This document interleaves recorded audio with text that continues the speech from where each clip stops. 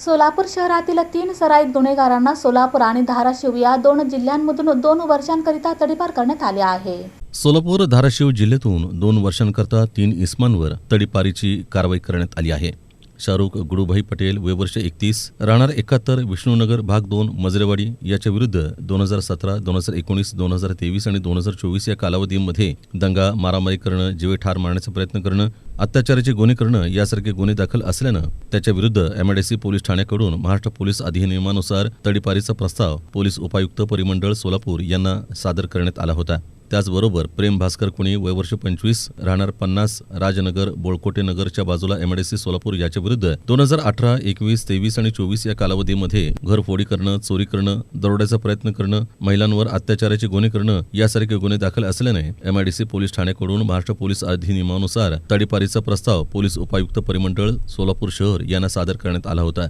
त्याचप्रमाणे सतीश दत्ता जाधव वय वर्ष 31 राहणार सेटलमेंट फ्री कॉलनी नंबर 3 याच्या विरुद्ध सन 2020 व 24 या कालावधीमध्ये घरफोडी करणं, जबरी चोरी करणं यासारखे गुन्हे दाखल असल्यानं त्याच्या विरुद्ध सलगर वस्ती पोलीस ठाण्याकडून महाराष्ट्र पोलीस अधिनियमानुसार तडीपारीचा प्रस्ताव पोलीस उपायुक्त परिमंडळ सोलापूर शहर यांना सादर करण्यात आला होता। या प्रस्तावाच्या अनुषंगानं विजय कबाडे पोलीस उपायुक्त परिमंडळ सोलापूर शहर यांनी कार्यवाही करून या 3 इसमांना सोलापूर आणि धाराशिव जिल्ह्यातून 2 वर्षांकरता तडीपार केला आहे।